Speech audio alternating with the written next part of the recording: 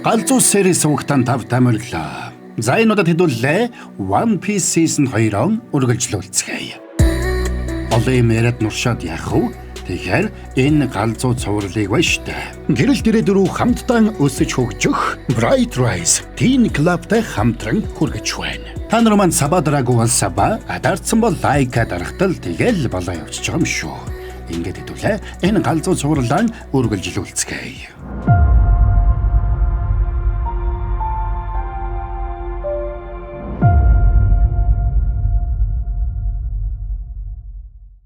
Жадэрсэн малгатын далайн дээрэмчдийн багийн сэлэмчин Роро Ноа Зоро хөлгийн хидэг тавцсан дээрээ элдээр тулдах бэлтгэл хийж байгаагаар 3 дугаар ангийн эхэлнэ. Тэр дотроо харцгийн нүд Михаокиг төсөөлөн бэлтгэл хийж байсан ч өөрийгөө тэрний хэмжээнд хүрэх болоогүй байгаа гэдгээ сайн мэдэж байлаа. Гэвч загас барж байсан усоп хашгирч тэрэнд саад хийлээ. Тэр өөрийгөө халин барьчих шиг боллоо гэж хашгирч байсан ч жирийн нэг жижиг загас барьсан байна. За ингээд Санжиг тэр загсаар хамтдаа хол хийх зуур цаг агаараа хэдхэн минутын дотор нарлаг бороотой цастай болон өөрчлөгдөж дэрсэн малгайн багийнхныг гайхшрууллаа. Усоп Санжи хоёр баярлж цасан хүн хийхээр гүйж гарсан бол тэнд хүлээтэй сууж байсан ноён Юс тэднийг дордуулсан шоолно. Гранд Лайны бүх зүйл тэднийг гайхшруулж байсан бол тэднийг иймхэн зүйлд гайхаад баярлж угаад тэр өөрөө гайхаж байлаа. Тэр Зорог өдөж хүлээсээ тайлбарлах гэж оролцсон ч Зоро тэрний өдөн хатгалганд орсонгүй. Энэ үед Луфи хатагтай 3 дахь өдрөөс Элдвиг шалгана. Хэсэг хугацааны дараа Луфи цасан хүн хийж тоглож байсан багийнхан дээрээ хатагтай 3 дахь өдрийг дагуулад ирлээ. Луфи, чи наадхыгаа халуурчин гэдгийг мэдж байгаа үстэй. Мэднэ. Гэхдээ тэр биднийг алахыг хүсэхгүй байгаа бах. Миний совин энэ хүнийг сайн хүн гэж хэлж байна. Харин би совинд үргэлж итгэдэг. Багийнхнаасаа ялгаатай та их зөв зүүн совинтай хүн юм. Намайг ч бас суллах уу? Магадгүй та биднийг суллаад хэдүүлээ уулзсан гэдгээ мартаж болно штэ. Эсвэл биднийг тэн дугаа арал руу явуулчих. Ингээд Grand Line дээрээд анхны аралтайгаа таарсандаа баярлсан дэрсэн малгатын далайн дээрэмчид арлыг хараад хошуурах үед нөгөө хоёрч бушуухан зогтлаа. Авраг том кактус шиг харагдах тэр арлыг кактус арал гэдэг байж. Тэднийг очиход ковбойчууд голдуу амьдардаг байрын жижиг хот угтлаа. Тэд эхэндээ тэднийг сэжиглэнгүй харж байснаа гинэд инээлдэж урайлгахнаар гараад алалсанд дэрсэн малгайн далайн дээрэмчид гайхацгаана. Энэ үеэр хотын захирагч ирлээ. Та нар далайн дээрэмчид гэж ярив уу да? Тийм ээ. Намайг Monkey D. Luffy гэдэг. Би далайн дээрэмчдийн хаан болно. Энийг сонссон хотын захирагч Игарам тэрнийг баярлан тэрвэрч авлаа. Тэр хотыг Whiskey Peak гэнэ. Тэд Grand Line-ийн хамгийн ихний арлуудын нэг учраас энэ дээрх далайн дээрэмчид тасардгүй байж. Тиймээс тэдэнтэй дайдахын оронд найрсгаар угтвал аюулгүй. Бас тэдний ярих адал явдлын түүхүүдийг сонсох нэлээд дуртай гэж Игарам тэдэнд тайлбарласанд манайхан ч санаа намарлаа. Жишээ нь өчигдөр оройхон гэхэд алтан зул цэцгийн далайн дээрэмчид ирээд явсан байж. Гэвч Луфи хөлгөөс нь хоёр алуурчин зугтаад энэ аралд ирсэн байх магадлалтай гэдгийг сонссон Игарамын царай барайдаг. Тэгсэн тэдэм өмссөн залуу болоод цэнхэр үстэй эмэгтэй хоёр гэдгийг сонсоод арай зөөлөрч тэднийг үнэхээр энэ аралд ирсэн гэдэгт итгэлтэй байгаа эсхийг нь асуугаад анхааруулсанд баярлалаа. Бид далайн дээрэмчидтэй тулалдах дургвэ гэдэг нь бид тулалдаж чадахгүй гэсэн үг биш шүү гэж хариуллаа.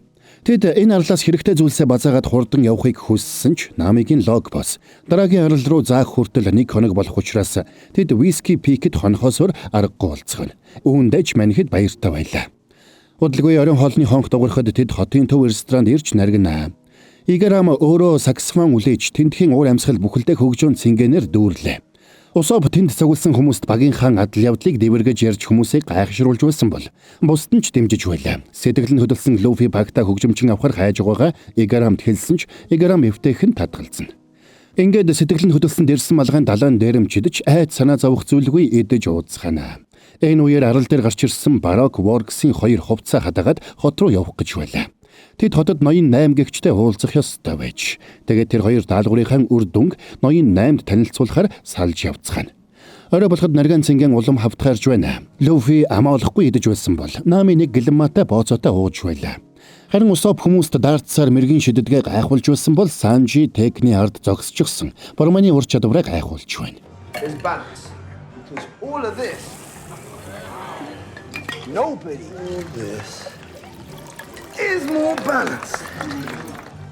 If the drink tastes terrible. Ингээд Нами хоцсон мөнгө аваад уулын орой дээр гарч арлын газрын зургийг зурхаар явхаар шидэж гарч явсан бол энэ бүхнийг Зоро бодлого широнгүй ажиглаад зогсож байлаа.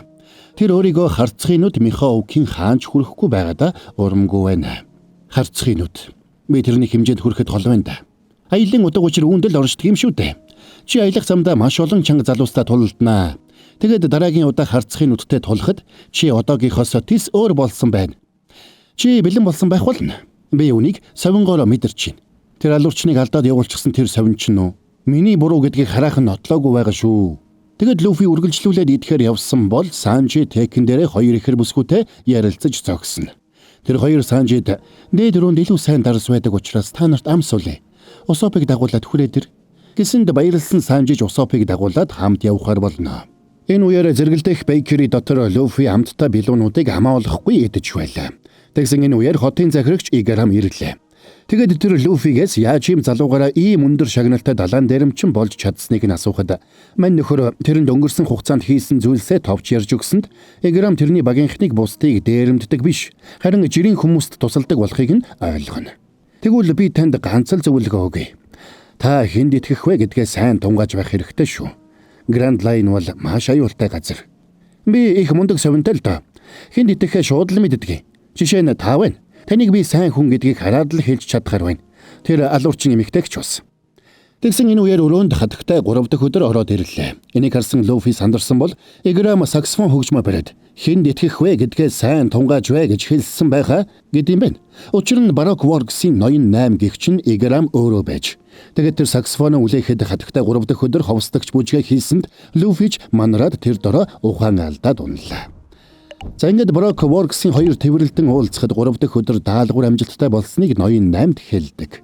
Энэ үеэр уулын оройлоо гарахаар явж байсан наамын нэг орхигдсон байшинд нэг баярхүү нөхөр нэг юм хийгээд байгааг харж тийшээ сэмхэн очиж хартал тэнд нь алтан зуул цэцгийн далайн дээрэмчдийн цогцос байгааг хараад аюултай газар ирснээ ойлгоно.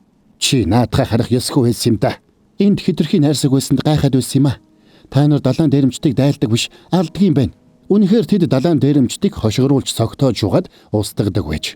Тэдний холоос харсан кактусын уул нь угтаа бол далайн дээрэмчдийн оршуулгаар бүрхэгдсэн уул байлаа. Бити санаа зов охин минь. Бид та нарыг ч бас зогцуулах болно. Гэвч наами тэрэнд амархан ялагдсангүй. Энэ үеэр Зоро гадагшаа гараад шээгээ зогсож байтал тэрэн лөө хоёр залуу дайрсан ч багахгүй цогтсон Зоро тэднийг ядах юмгүй буулгаж авлаа. Наами ирээд Люфиг олохоор болсон бол Зоро Санжи Усап хоёрыг олоод хамтдаа Мэри хөлөг дээр уулзахаар болж салж явцгаана. Намайг ялахад хоёр хүн хангалтгүй л дээ. Ингээд тэнд байсан хүмүүс бүгдээрээ Зоро руу араасаа цоврон дайран орцгооно. Энэ үеэр ноён 9 орж ирлээ. Ямар сүртэй орж ирдэг юм бэ? Харамсалтай чи нэг зүйлийг ойлгосонгүй. Та нар дээрэмчдийг согтоож угаад алдаг гэдгийг бас энэ дугаа хүмүүс бүгдээрээ Baroque Works-ийнхэн гэдгийг үү? Энэ хүн манай хүндэт ноён 7 газар алсан. Тиймээс Зорог алсан хүнийг би код нэр бүхий тусгай агент болгож дэвшүүлнэ. Энийг сонссон Baroque Works-ийнхэн ч Зоро руу уулгалан дайрахад бэлтгэцгэн. Бид 100 гуулаа. Харин чи ганцаараа. Ялах магадлал манай талд. Шинэ ил дээрээ бэлтгэл хийх сайхан боломж гарлаа. За ингээд Baroque Works-ийнхэн Зоро руу дайран орцгоно.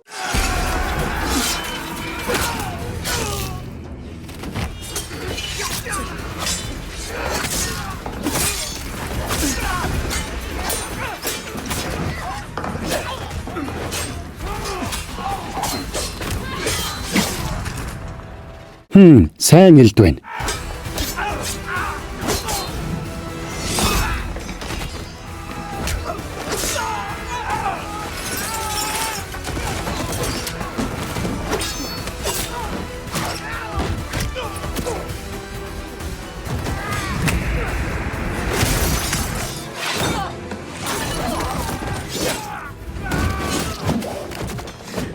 Гой, би ердөөл нэг гэлэн маа хүн. Энэ хуурамч хотод хэдэн гэлэн маа шаардлагатай байдаг юм бэ?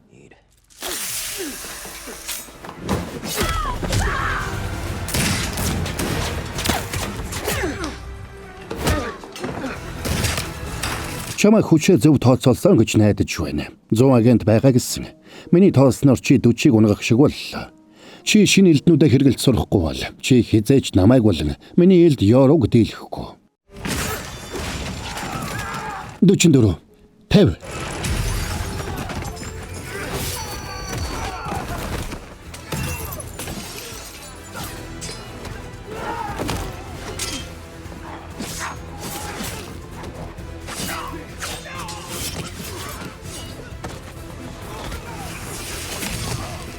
63. Энэ үеэр Играм хатагтай 3 дахь өдрийн хамтаар арлаас зугтаах гэж байлаа. Чи эндээс яралтай явж аавдаа олж мэдсэн бүхнээ хэлэх хэрэгтэй. Энэ далайн дээрэмчтэд хөлөг онгоц байгаа. Ноён 9 эднийг саатуулж байх зур бид хөлгийг нь хулгайлаа зугтаж болно. Бидэнд өөр сонголт алга. Би та хоёрыг сайн хүмүүс гэж бодсон. Гэхдээ би та хоёрт хөлгөө хулгаад алдахыг зөвшөөрөхгүй шүү. Ингээд Луфи тэр хоёрыг барихаар хөөсөнд нөгөө хоёрч машиндаа суугаад бушуухан зугтаалаа. Харин нөгөө талд Зоро Барак Ворксийнхэнтэй ширүүн тулалд сайрал байна.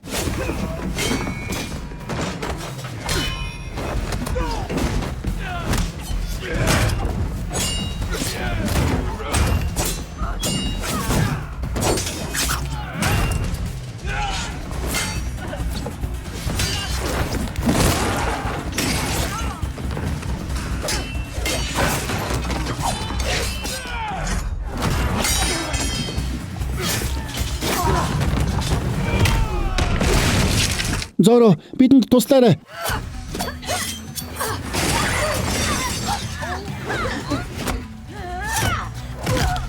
Далан 78. Хөлөг хөдлөгт өгөж угаа. Бушуухан очоод хүлээж бай.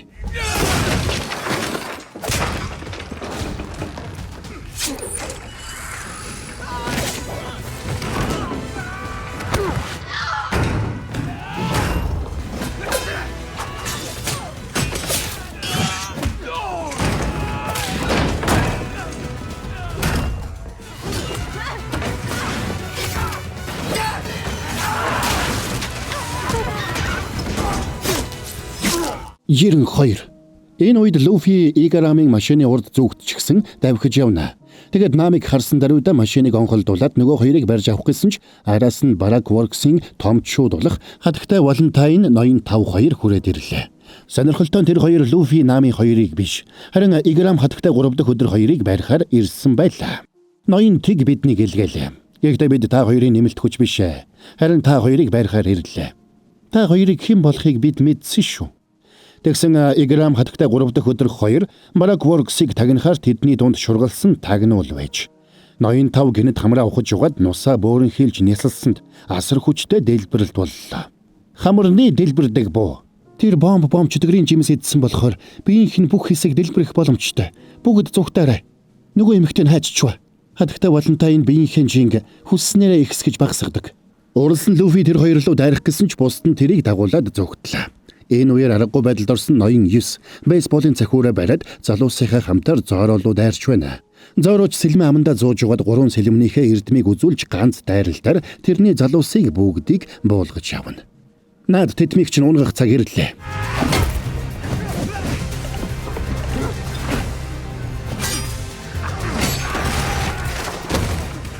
Нүглээ намжлах цаг ирлээ. За сори бажгара борон гэлснэг реклам алгадах юм. Өсвөр нас мөрөөдөл төрдөг, өөрийгөө нээдэг, ирээдүй эхэлдэг үе. Тиймээс л Bright Rise Teen Club бий болсон байдаг юм. Энд хүүхдүүд англи болон солонгос хэлээр ярьж сурч, шинэ найзуудтай танилццгааж, сонирхолтой уулзалт, хэлэлцүүлэгт оролцсон гэж байгаа. Хамгийн чухал нь хүүхэд өөрийн бодлоо илэрхийлж, өөртөө итгэлтэй болж, өөрийн дуу хоолойг олно гэж байгаа. Гэрэлт ирээдүй рүү хамтдаа өсөж хөгжих Bright Rise Teen Club үүд хаалган нээсэн байна. Англи солонгос хэлийг гадаад багшаар залгах энэ галзуу клубын анги дүүргэлт нь ердөө 88. Төлбөр нь мэдээж галзуу хэмд буюу 240 мянга. За тэгэд бусад мэдээллийг description хэсгээс аваарай гэж. Bright Rise Teen Club. За тайлбараа үргэлжлүүлцгээе.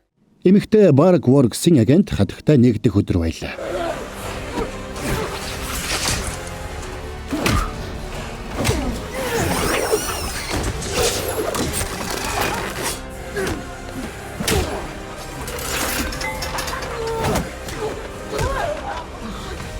Харин нөгөө талд ноён 5 хатагтай Валентайн 2 нуугдсан хэдийг хайж байна. Харамсалтай байна. Таав нь их ирээдүйтэй байсан юмсан. Данч та анхнаасаа бидний нэг байсангүй дээ. Эсвэл бид чамайг эрхэм дээдсэ гэж дуудах уу? Тэгэд ноён 5 тэдэн лүү дэлбэрдэг нусаараа нисэлсэнд манихид арай хийн зовгтож амжнаа. Манай илүү өндөр албан тушаалтай агентуудын дэрсэн байгаа. Тэгэхээр танаа найзууд аль хэдийн үгссэн гэсэн үг. Та нарч дээ. Grand Line-ийн ихний арлаж давахгүй болсон юм шүү дээ.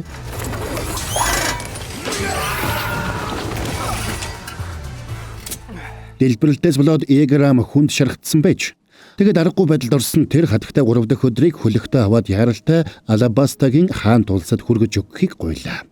Би бол Алабаста эзэн хааны хамгаалтын албаны дарга Эграм. Та нар манай гүнжийг Алабастад хүргэж өг. Улс орны маань ирээдүй үүнээс шалтгаалах болоод байна. Би амлаж байна. Нэг тэр бом бэри. Гүнжийг аварсны хөлс. Энэ үед зороо ирлээ. Ингээд Эграмын хүсэлтээр тэд Виви гүнжийг аваад хөлөг рүүгээ зугтаасан бол найдваргүй болсноо ойлгосон Эграм тэдэнд хугацаа хожиж өгөхөөр тэндээ үлдэнэ. Чамд бууж өгөх сонголт байна. Чи Барагворксын дүрмийг мэднэ. Урвагчдыг бид амьд үлдээдэггүй. Үхэлдээ бэлддээ.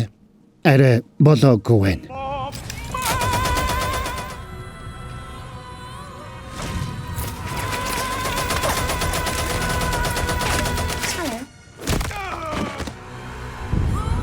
Энэ үеэр Луфи болон тэрний нөхөд хөлөг дээрээ ирээд эргээс бушуухан хөдөлцгөн. Маргааш өглөө хатагтай Валентайн ноён 5-2 төв танхимд орж ирээд 100 агент үхсэн байгааг хараад гайхацгаалаа. Тэгээд тэд ноён 9-өөс хамтрагчаа хаашаа явсныг асуусан ч ноён 9 хамтрагчаа хаашаа явсныг нь хэлж өгсөнгүй. Би яхаараа та хоёрт ямар нэг юм хэлэх ёстой билээ. Тэр урвагч байж болох ч миний хамтрагч.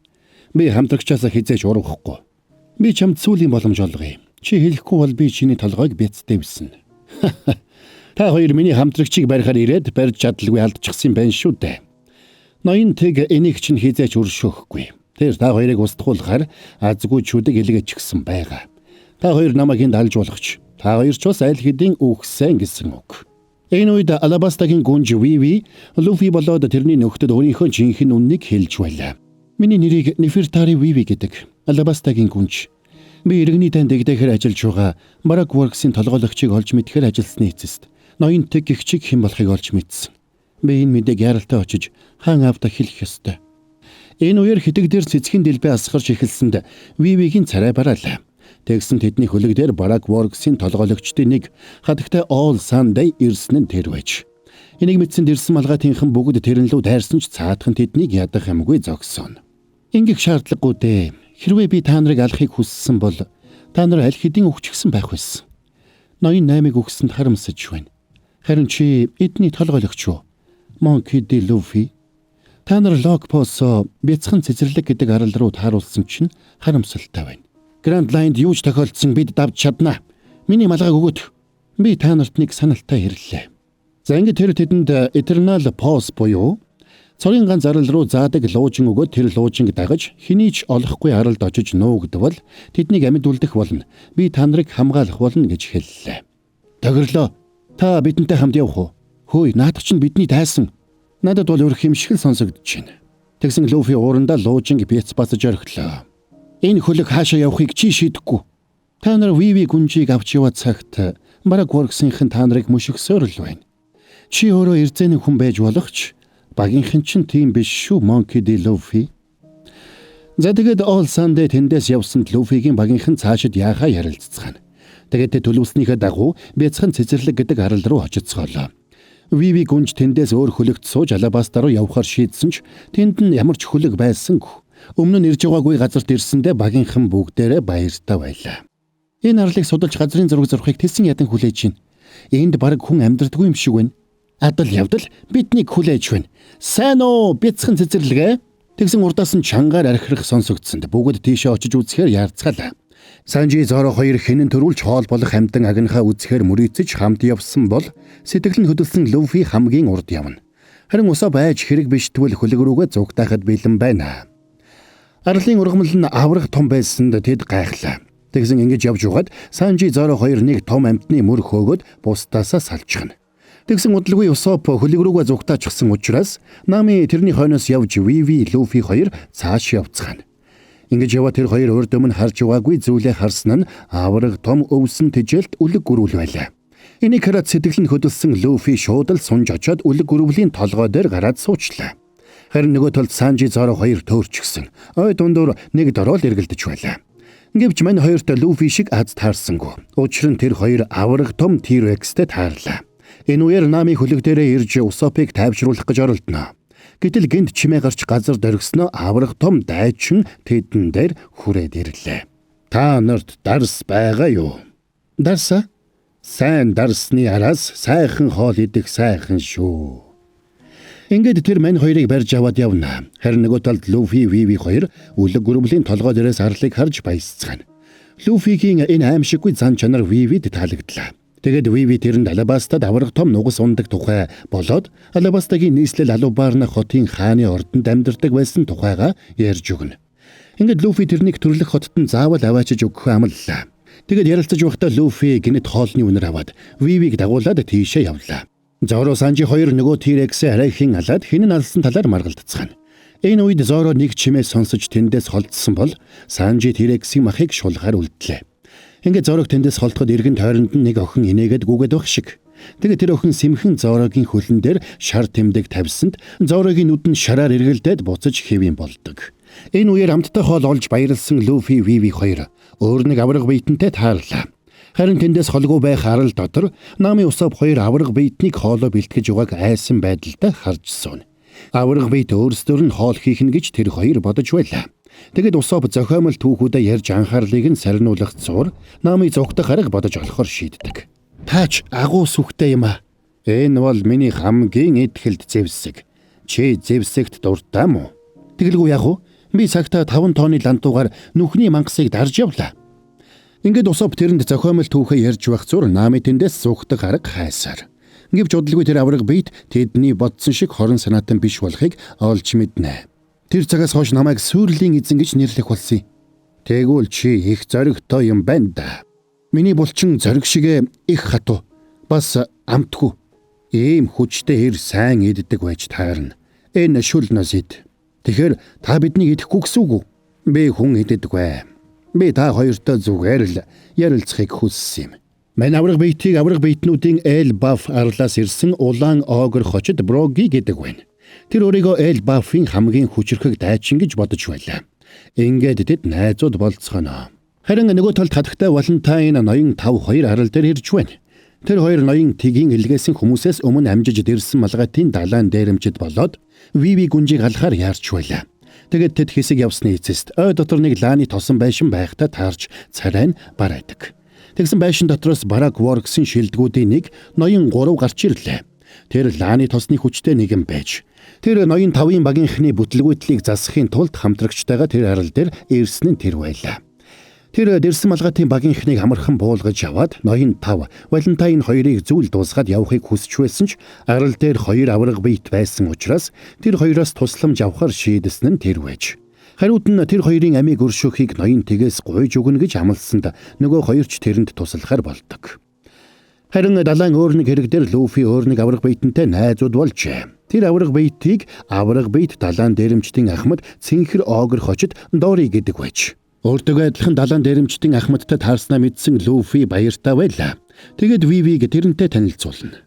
Энэ бол Виви. Хаанд улс аврах гэж яваа юм. Хичээж байгаа гихүү дээ. Играмыг байхгүй болохоор чадах хэсгээ мэдэхгүй байна. Играм намайг хамгаалах гэж байгаад амиа алдсан. Тэгвэл найз чинь баатарлаг хэрэг байж. Манай Элбафад шилдэг дайчныг оршуулдаг зан үйл байдаг. Бид цогцсыг шатаахад сүнсэн тэр утааг хөлөглөн диваачнд очно гэж үздэг. Магадгүй чи найзынхаа төлөө тийм зан үйл үйлдэх хэрэгтэй байх. Ингээд Виви Луфигийн зөвлснөөр Играмын үлдээсэн алчуурыг шатааж тэрнийг оршуулах зан үйлийг үйлдээд сэтгэл нь багж болов хөнгөрдөг. Играм төрсөн нутгийнхаа төлөөх зүтгэл чинь хизээч мартагдахгүй. Та надад үргэлж итгэж, өөртөө эргэлзэж байхад минь хүртэл надад итгэж, багаас минь миний эцгээс өөрцгөө байсан. Гэр бүлээсээ хол зүдэрч явхад минь та миний гэр бүл минь болж байсан. Намайг хамгаалж, намайг хайрлж байсанд баярлалаа. Би танд амьдралаараа өртөө. Тэр агуу хүн байжээ.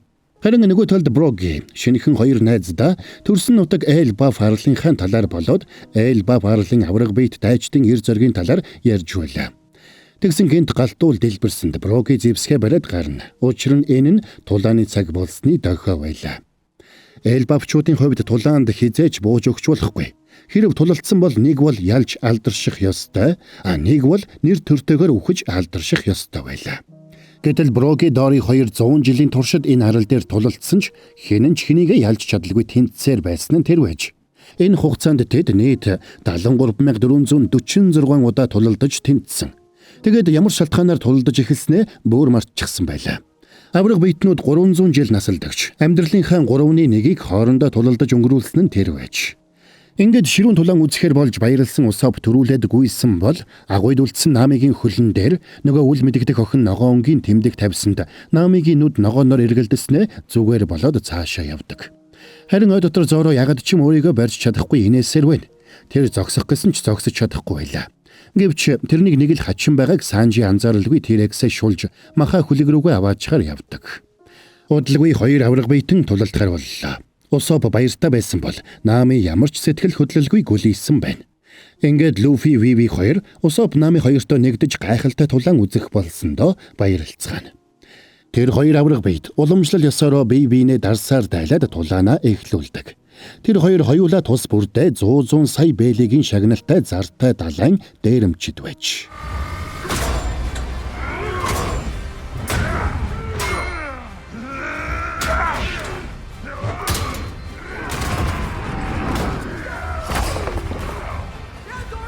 Тэдний тулалдахыг харсан Усоп яг л тэдэн шиг аимшиггүй зоригтой болохыг мөрөөднө. Тэгээд Усоп Луфи хоёр заавал Элба фарал руу хамт явахаар шийдэцгээдэг. Харин Нами тулааныг ерөөсөө сонирхохгүй байлаа. Тэгсэн тэдний нэгнийхэн дарсанд ноён 5 хөлснийхөө дуслыг хийж гисэн байж. Тиймээс тулааны явцад Брогигийн гидсэн дотор тесрэлт болоод тэрний бие муудсанд энийг нь анзаараагүй Дори сэлмээ тэрний гидс рүү сүлбэж орхилоо. Луфи тэднээс холгүйхэн зогсож байсан ноён 5-ыг олж хараад тэрнийг барихаар ярангүйсэн бол хүнд шаргацсан Брог гэж үхэдхийн унлаа. Энэ үеэр хатагтай Валентайн Намиг авахар ирээд Усопыг хадны доош унгаад явлаа. Усоп Дори дээр очиж шудраг тулаан болоогүй гэдгийг тайлбарлаж өгөхөд Дори ууралж дарсанд нь тесрэх бодис хийсэн нөхдүүдийг олохоор явдаг. Энэ үед Луфи ноён 5-ыг хөөж ой дотор гүйж яваад нэг охин уйлд суугаатай таарлаа. Тэгсэн тэр охин Луфиг хураад хазар дээр нь тэмдэгэ тавьчихна. Тэрнийг ноён 3-ын хамтрагч хатагтай Golden Week гэнэ. Виви гүнж тэрэн дээр яаран ирсэн ч Луфи аль хэдийн тэрний иргэшээлд оржээ. Шидэт тэмдэгний нөлөөгөөр Луфи гутралд автсан учраас Виви тэндээс бушуухан зүгтлээ. Гэвч ноён 5 тэрнийг барьж аваад ухаан алдатлан цохиод авч явна. Ууралсан Дори явсаар Брогигийн амьдардаг агуйд ирээд байж байтал гинэт ноён 3 тэрэн лүү гиндүүлж давтлаад гарыг нь лааны тосон хутгаар хантай хадаж орхино. Хатуурсан ла төмөрнөөс хатуу болдог учраас Дори гараа салгаж авч чаддаггүй. Wax чөтгөрийн жимсний хүчтэй ноён 3 дайснуудаа лааны тосон хөшөө болгож түүнийгээ уран бүтээлгэж баясдаг нэгэн байж. Тэгээд тэр Дориг лааны тосороо бүрж эхэлнэ. Вивиг ухаан орхоод тэрнийг лааны тосон байшинд авчирч Нами Зоро хоёрын хажууд лааны тосон гинжээр гавлсан байна. Виви үүнийг хараад их айсан бол шидний нөлөөнд автсан Нами нөхцөл байдлыг үлдээж харин Зоро зогсолтгүй инээснээр цувралын 4-р анги конец фильма. За энэ түрээд энэ галзуу цувралын part 2-ын тайлбар маань дуусч байна. Та нарыг нэг удаан хүлээлгэхгүй байгаа гэж найдаж байгаа шүү мө бүрэн. Тэгээд одоо Art of Sarata ингээд сайхан сөүлжлүүлээд аль болох хурдан ярина. Окей. Өмнө нь ягаад та нарыг удаан хүлээлгээд байсан бэ гэхээр галзуу кино дээр маань одоо ингээд олон төрлийн кинонууд ордог байсан учраас ингээд та нарыг удаан хүлээлгдэг байсан. Одоо болохоор тусдаа сувгтай болсон болохоор та нарт маань илүү амар байх болов уу гэж мө борон найдаж байна. За тэгээд энэ галзуу цувралыг та нарт ярих боломжийг олгож байгаа. Bright Rice Teen Club-д баярлалаа. Өсвөр насны дүүнер та нар маань англи солонгос хэлээр ярьж сурч шинэ найзуудтай танилццгааж, сонирхолтой уулзалт хэлэлцүүлэгт оролцмоор байх юм бол бас өөрийнхөө бодлыг илэрхийлж, өөртөө итгэлтэй болж, өөрийн дуу хоолойгоо олмоор байгаа бол гэрэл дээрээ дөрөв хамтдаа өсөж хөгжих Bright Rice Teen Club-д нэгдээрэй. Description хэсгээс дэлгэрэнгүй мэдээлэл аваарай. Та нар маань тэгээд саба дараагүй бол саба, дардсан бол лайк дарахтал тэгэл болоо явчих юм шүү. Хэдүүлээ Art of Sarah гэх бас нэг галзуу цувралын part 2-ын тайлбарын дараа энэ галзуу цувралын part 3-ыг үргэлжлүүлцгээе.